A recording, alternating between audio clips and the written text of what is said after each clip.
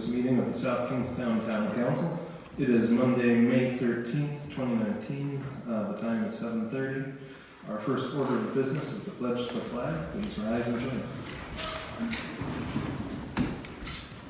I pledge allegiance to the flag of the United States of America and to the republic for which it stands, one nation, under God, indivisible, with liberty and justice for all. Thank you. Will the clerk take the roll? Council President Collins. Here. Councilwoman Kelso. Here. Councilman McAtee. Here. Councilman Bailey. Here. All members present. Council Vice President DeCruz is absent. Thank you. So before we get on to any business, I just want to recognize that tonight, unfortunately, we're having some technical difficulties with our AV equipment. I'm going to try something new and try and stream this live on Facebook, and then hopefully in the future we'll make it all match up on Clerkbase so that everyone has access to it. But thank you for coming in person so you can make sure that this is all actually happening. All right, that brings us to item 4 on the agenda, the approval of minutes of previous meetings. Motion to approve for A, B, and C. Second. So moved. Any discussion? All in favor say aye. Aye. And that motion carries. Item 5 is the consent agenda. Motion to approve the consent agenda. Second. So moved. Any discussion? All in favor say aye. Aye. And that motion carries as well. And that brings us to item 6, licenses. 6A is a resolution granting a victualling and holiday sales license to T's Soft Serve of 706 Matunic Beach Road, subject to the Department of Health approval. Application by Steve Shapani. Please come up to the podium. Okay. And state your name for the record. Steve Scapani.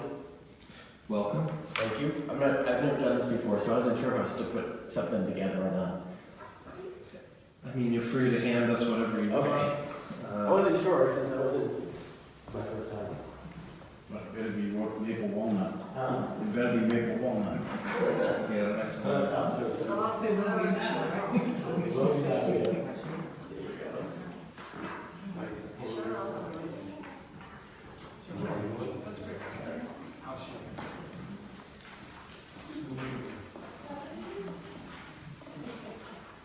all right, Steve. So this is a pretty painless process. Okay.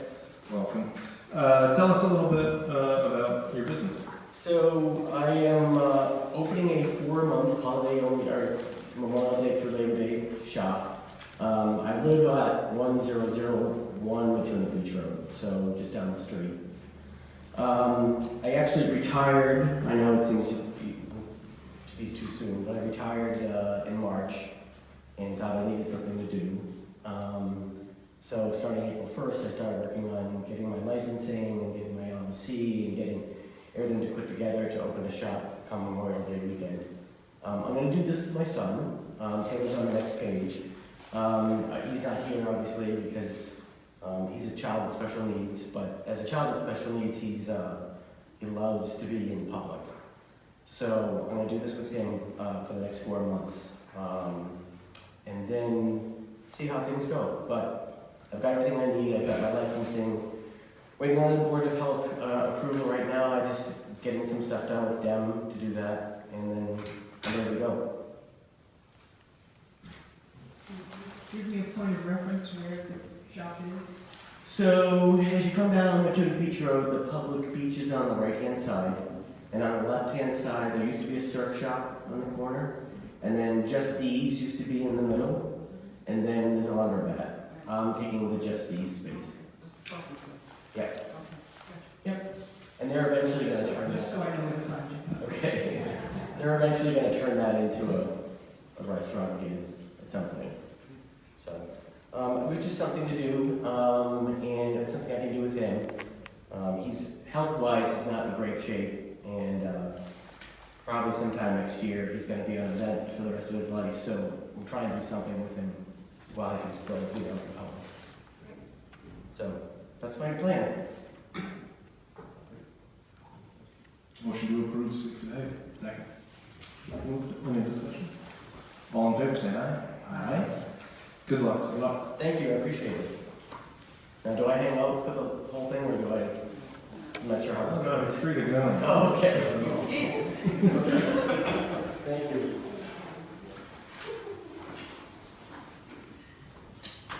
Six B is a resolution granting a miscellaneous permit to conduct a portion of the third annual Rolling for Homes fundraiser in South Kingstown. This is on Saturday, July 27th, 2019, at approximately 11:30 to Habitat for Humanity of West Bay in Northern Rhode Island. This is subject to the execution of a hold harmless agreement indemnifying the town, issuance of a certificate of insurance, naming the town as an additional insured for the event in the amount specified by the Finance Department and Rhode Island Department of Transportation.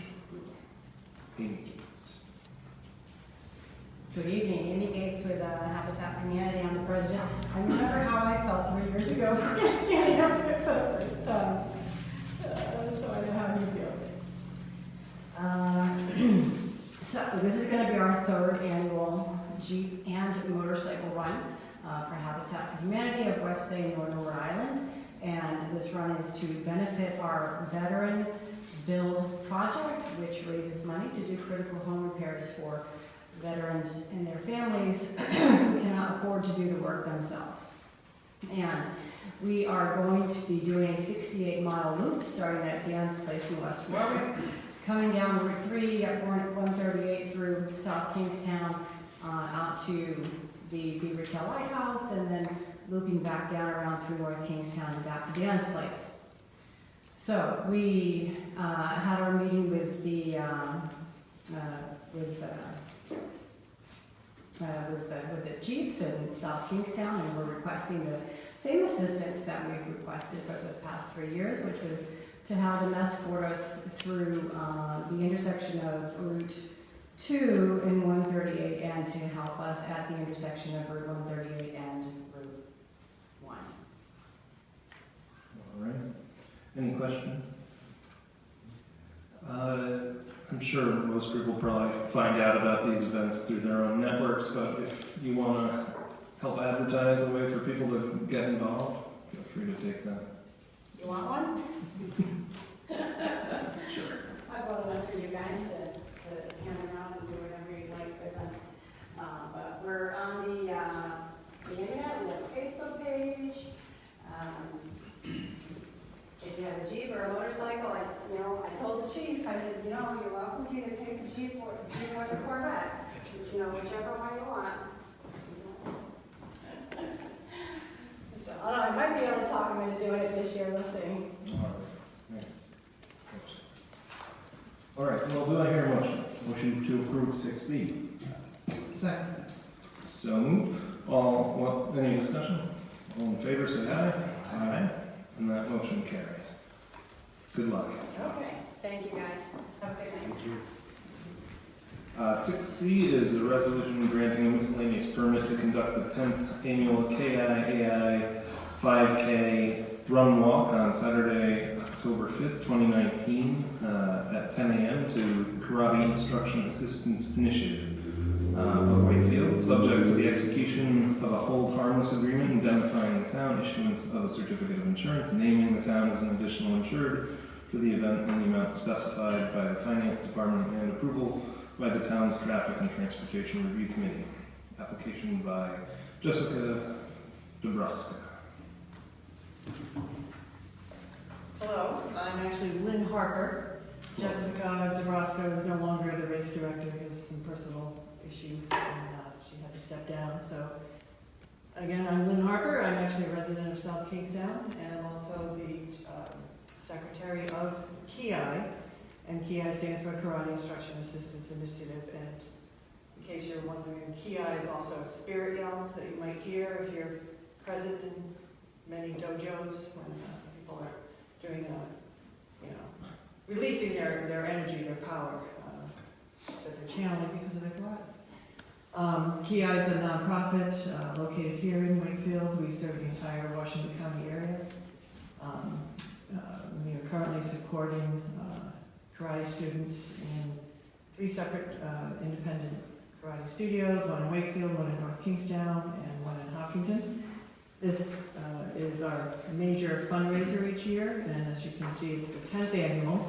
And let's see, for the past 8 years, we'll be using the same route that we've had approved already by the police department.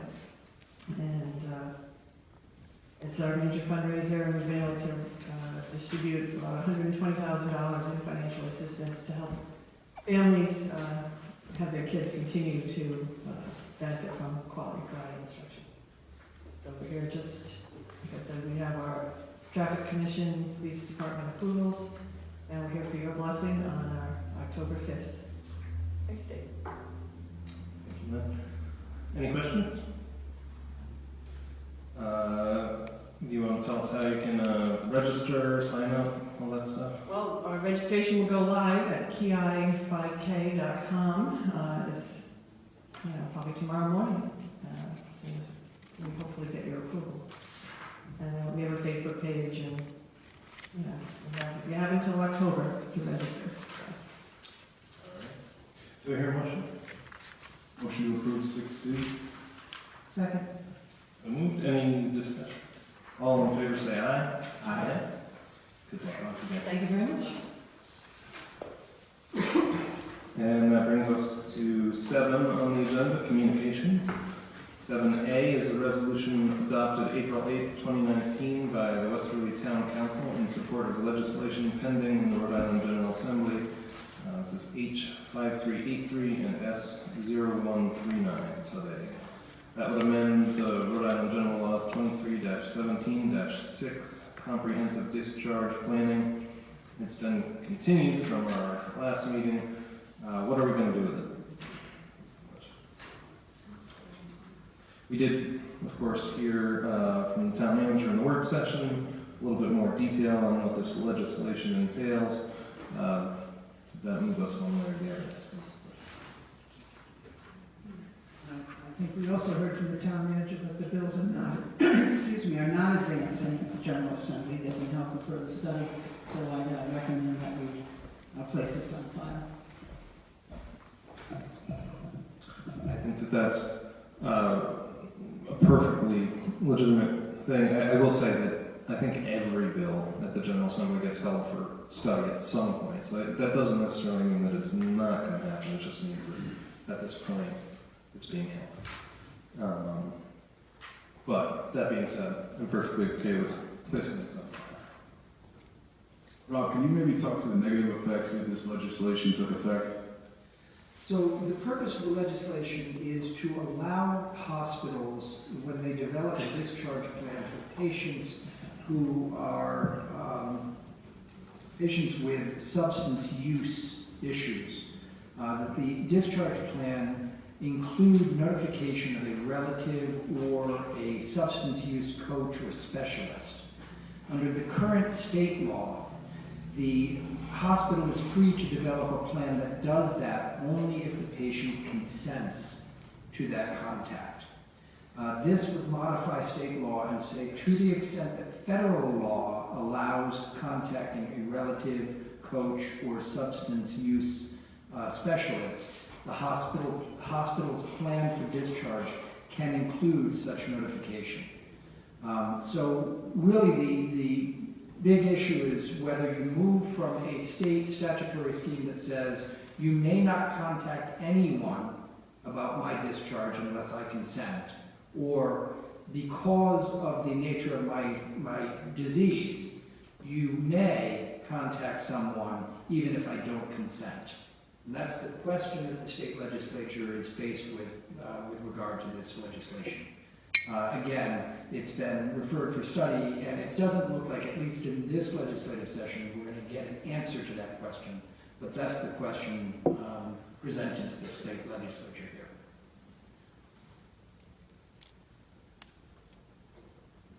So I'll second Deb's motion. I think maybe we can revisit this at a future time as to whether we want support or not.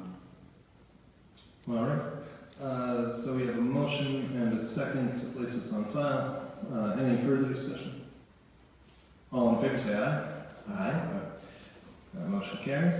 7B is a resolution adopted April 20th, 2019 by the Barrington Town Council in support of the Plastic Waste Reduction Act bills pending in the Rhode Island General Assembly. Those are Senate Bill 410 and House Bill 5671. Conditioned upon amendments to exclude the uniformity clauses contained in those bills. It's been received and placed on file.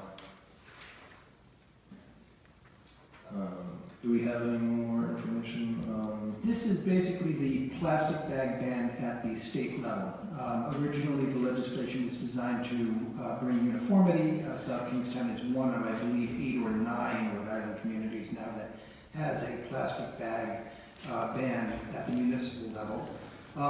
Key important parts of this legislation are that the fee for penalties, fines, is established by the state law and would supersede the municipal law. However, municipalities that levied those fines would retain the fees, the penalties, under the state statute.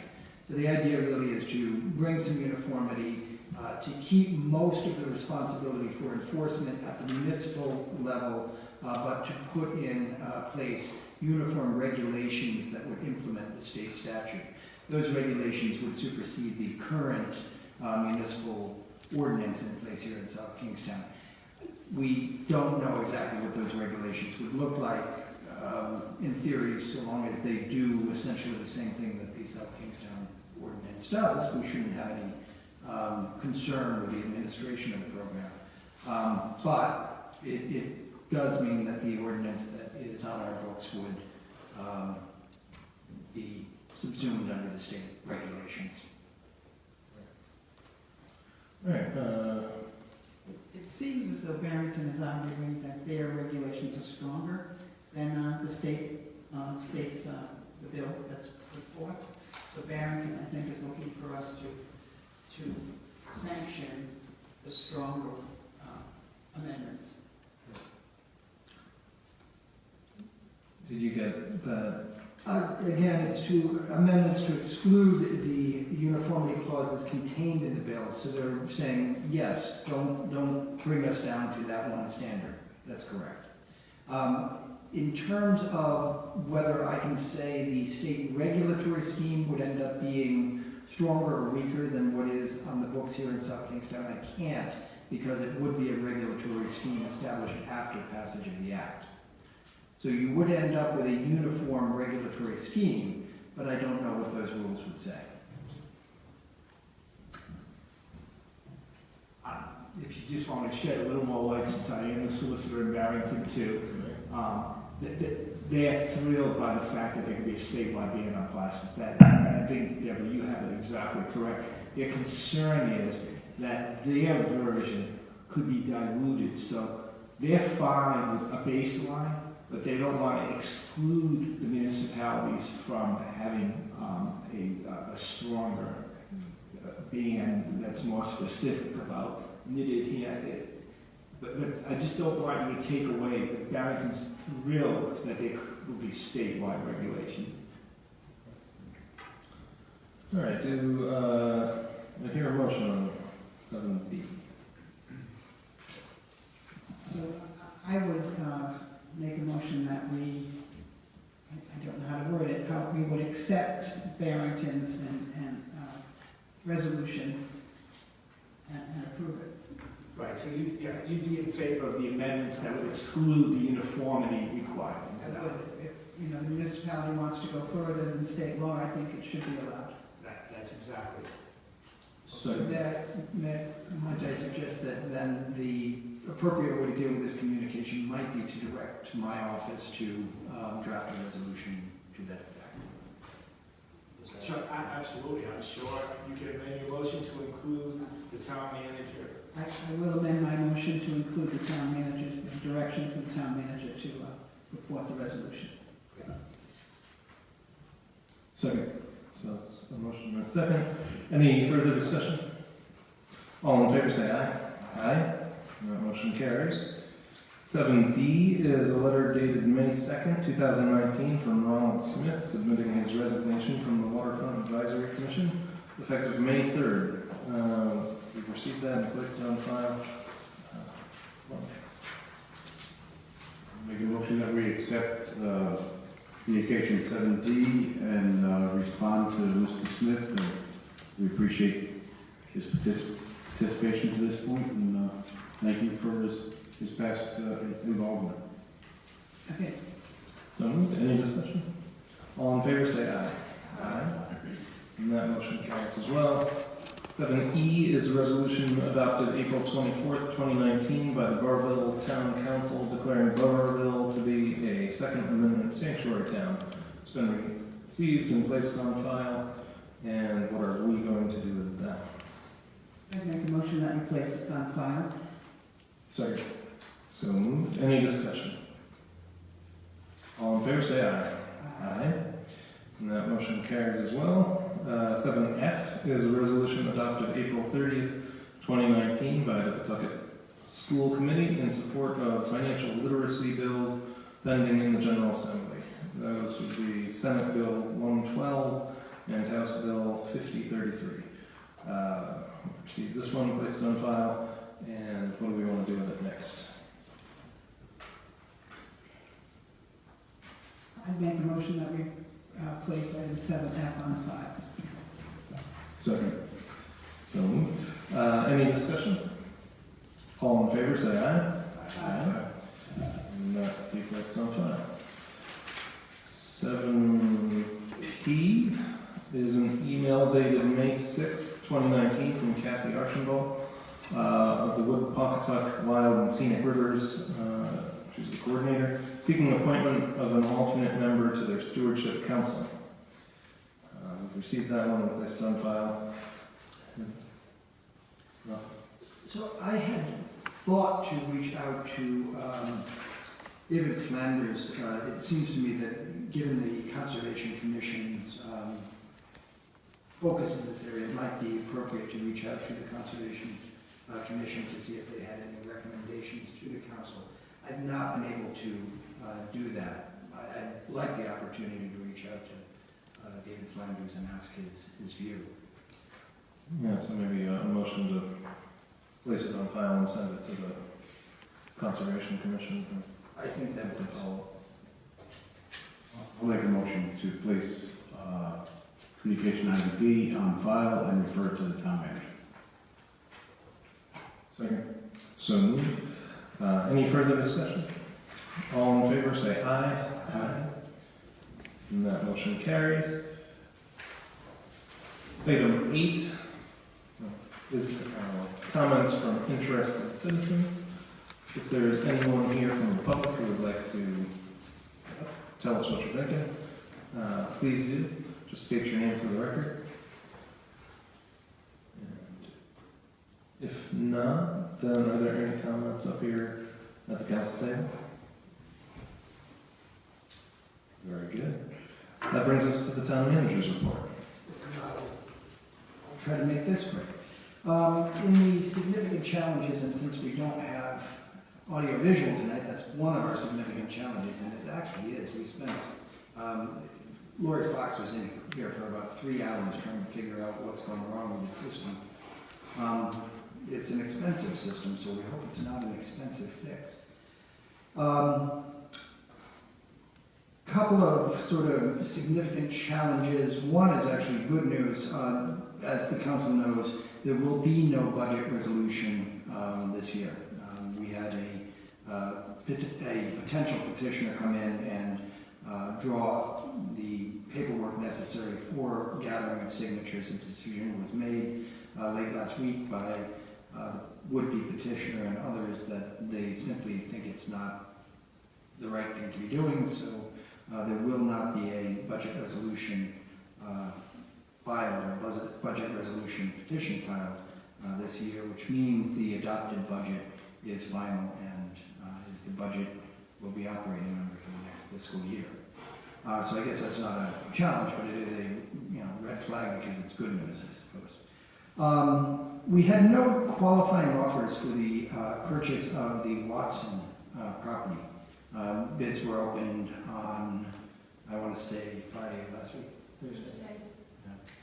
Unfortunately, we only received one offer, and it was not deemed to be advantageous to the town. So we're going to have to develop a strategy to sort of cast our net wider. I know Terry's already been thinking through how we might market the property a little more aggressively.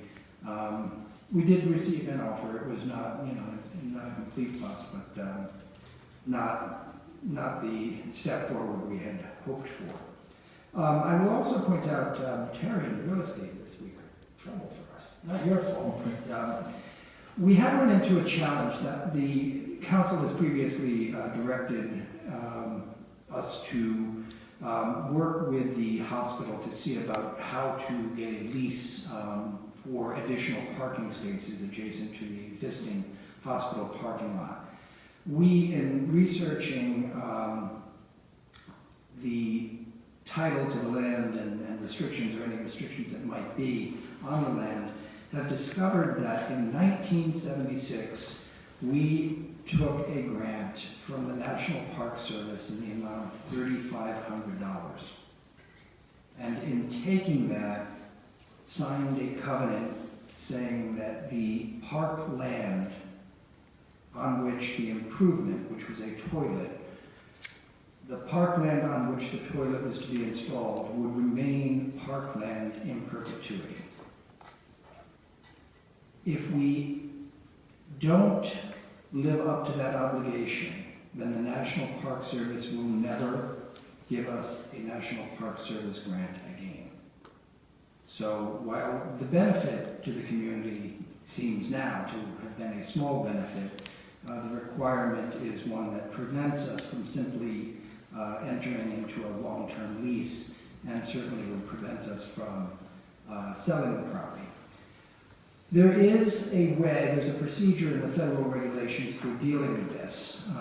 The National Park Service calls it a conversion, and the way you do that, take land that was dedicated to a park service and take it out of that park use, is to find comparable land somewhere else and swap the no longer needed parkland for parkland somewhere else. We've got some thoughts on how we might proceed with that. It's not a quick process, and this is going to be a challenge for us. We know that the hospital is under dire constraints at this point. And we're going to work as fast as we can on this, but the National Park Service does not do these things quickly. We've been advised by folks at DEM that it could take years, not weeks or months. This is not an easy problem for us to overcome. Again, what's at risk is the ability to receive National Park Service Department of Interior grants in the future. While we don't have any immediate projects, that's a big thing to walk away from. It's a big liability for us to take on if we're going to simply say, oh, the heck of it, it was $3,500, and we can roll the dice and see if a federal bureaucrat in the future won't have mercy on us. I will say there's one more sort of interesting ripple here, and that is that the land where the toilet was constructed is no longer ours. That already was transferred to the hospital in the mid-90s. Unfortunately, in the mid-90s, when that property was transferred to the hospital, they carved out the smallest possible piece for the conversion and the swap, it appears. Now, we're still investigating this. These facts, as I'm representing them, are subject to amendment as we discover more. But it was approximately 3 or 4 acres that were transferred in the mid-90s to the hospital. Something out in Tuckertown was given to the town, but the balance, the 6 acres that remained, were not the subject of that conversion application. So we're stuck with the restrictions on the remainder, and we have to figure out how to deal with that. It's a disappointing development, to be honest with you. It's a mixed blessing that we discovered it, because, ignorance is bliss, and we might might have gone ahead and, 20 years from now, it may well have been that no federal bureaucrat remembered that this condition existed. On the other hand, if they were doing title searches, they would have discovered it, and we might have found ourselves in future years wishing we had caught this problem now, and we have to Terry's great credit. She was diligent and found this issue, and we're going to have to work through it. So that's not good news, but it's important news for us.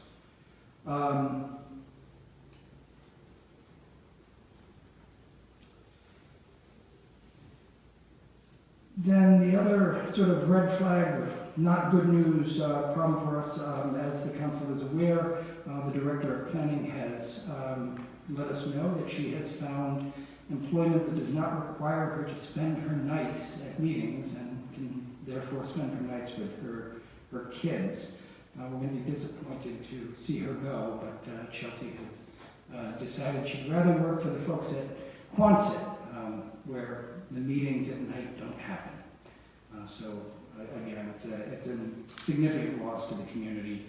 She's been a great addition to the team, but that resignation has been accepted. Minor issues. Marina Park parking is getting into its seasonal problem set. We're going to start seeing traffic congestion down along Marina Park. We have had a challenge with regard to a new phone system and figuring out how to go about the contracting for the phone system. Brokers will not handle some of the systems that we're contemplating, and we're going to have to figure out whether we think it's important enough that we have a broker who's helping us figure out the complex world of telecommunications, or whether we think we can go it alone without a broker. So it's an interesting challenge for us. Good news, success this week. Big news is John Schock's shop had a pre-bid meeting looking for software companies that can provide us an asset management software package. He had 9 companies respond. There were not a whole lot of questions, which means that the RFP answered most of those questions, and we're expecting, because we had a good number of folks who came to that meeting and did not have anything that sort of blew up the RFP, we're expecting a good number of proposals, and we're hoping for a good competitive price because of the number. And then finally, I wish we had the screen, and I'm going to bring this back when we do. In the council packs and in the manager's report, there's a map this week. The data set this week is a map that shows where the increases in property values were at the last revaluation. It's a heat map that has a range of colors from blue, which is properties with value increases lower than the average value increase in South Kingstown, to red, which are values above the average increase in property tax values at the last revaluation. The interesting thing about this map from my perspective is it shows that the increases in property that were greater than the average increase in town, which was 13%. The average property in South Kingstown increased by 13% over the previous 3 years. The properties that had increases in value that were greater than 13% were in the modest property value ranges. The more affordable the properties were, the more affordable properties increased at a faster rate than the average in town, which tells us that affordable housing is becoming a more challenging problem because the houses that were closer to affordable increased in value faster than the rest of the town. That's an important piece of data. And again, when we get the screens up, I'll put this back up on the screen because I think we can't underestimate the significance of this pattern. I think this is a big deal. And that's my report. I was listening to NPR earlier today, and That's a national trend, actually.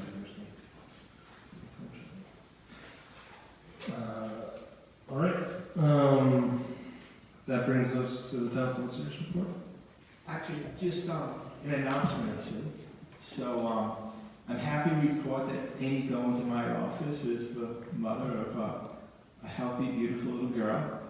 Happened over the weekend, and we're all thrilled for her. So she'll be out for the next 3 months.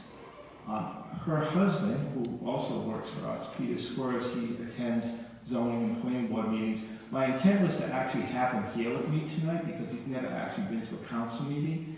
Obviously, he couldn't be here because he just had a baby this weekend. I wanted to tell you that because the next council meeting, he'll probably be here because I'm going to be on vacation and we're trying to figure out who's going to be where now that we've lost Amy. But Peter has been taking care of councils in several of the other towns that we've been with, and I think you'll like him as much as we all do. So just a kind of heads up. Appreciate that. Congratulations, Amy. And Peter. And Peter. And right. And Peter. Good point. All right. That brings us to appointments. And we have a couple of applicants tonight. I'll make a resolution to appoint Thomas Gilchrist to the Building Code Board of Appeals. Second. So moved. Any discussion? All in favor say aye. Aye. It's the Building Board of Appeals and the minimum housing. And minimum housing, yes. And then, I hear a motion on Karen Asher for the Stewardship Plan Development Committee. I'll make a motion to appoint Karen Asher to the Route 1 Stewardship. Second. So moved. Any discussion? All in favor say aye. Aye. And that motion carries as well. Good luck to them. And that brings us to new business. 12A is a resolution amending the town beach policy for the 2019 season by changing the opening date to Saturday, May 25th, and by reinstituting a 2-vehicle allowance for resident transferable passes, and as further described in the memo from the Director of Leisure Services to the town manager. Good evening.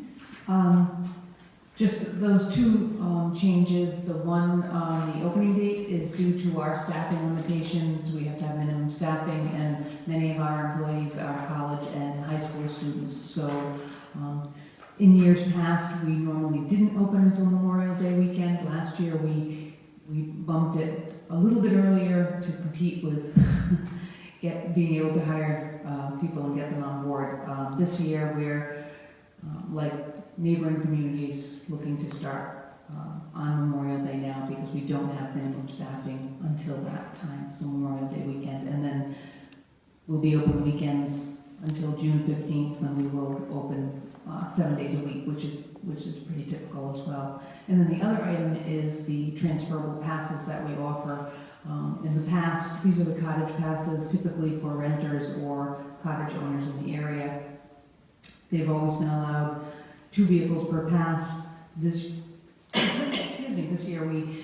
the commission had initially, upon the recommendation of the department, switched that to a single pass. We were having some abuses of the pass system, the way it was set up. Upon further review and feedback from the community that uses the cottage passes, which are either owners who have their children come in and grandchildren and require more than 1 vehicle to be able to enter, and also renters where there's more than 1 vehicle. There was a petition, more or less, from some of the residents to warrant reverting back to 2 passes per $180 for residents. And we will resolve the second car coming in by actually having another pass for that car. There were 2 or 3 or 4 cars coming in on the same 1 pass. Now they'll just have 2 cottage passes for 2 vehicle entry. I hope that's clear. That makes sense. Motion to approve 12A. Second. discussion? All in favor, say aye. Aye. Bring back the sun.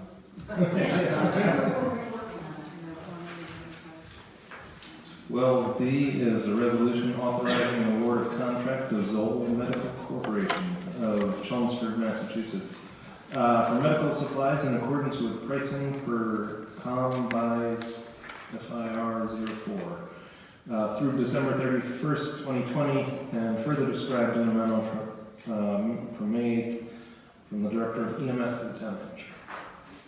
Yeah, good evening.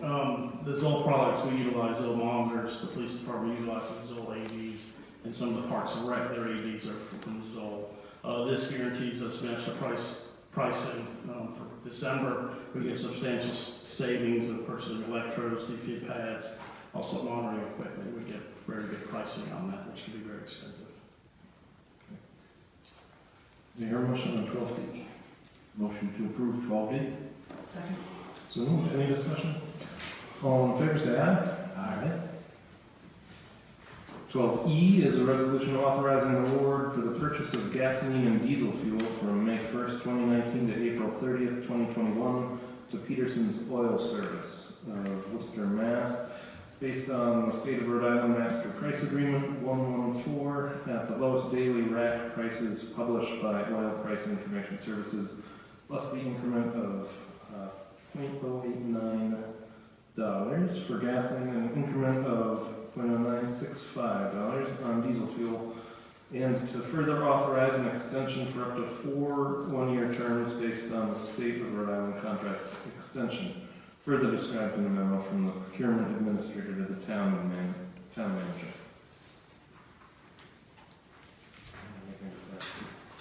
Do I hear a motion on 12E?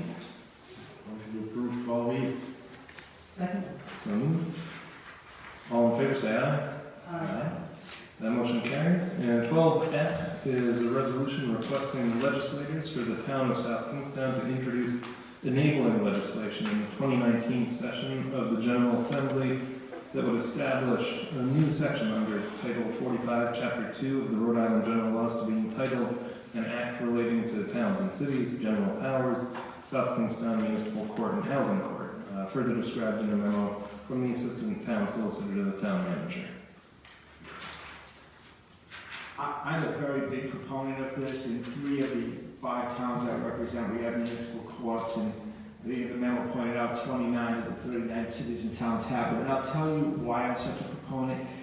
When it comes to enforcing zoning and housing code violations, to be able to have a local court here at the town hall where individuals can come instead of having to deal with the glacial speed of the regular court system for minor type activities would be a big plus.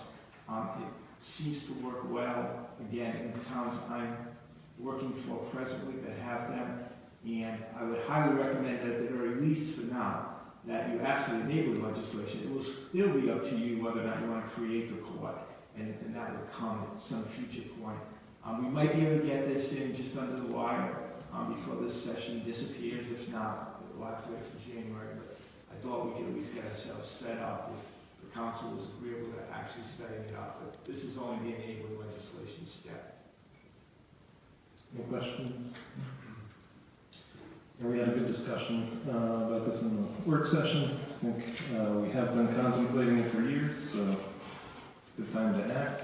Do I hear a motion on 12F? Motion to approve 12F. Second.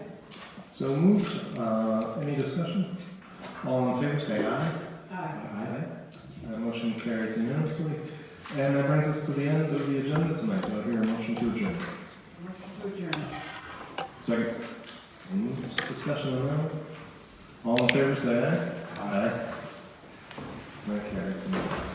Time is 8:13.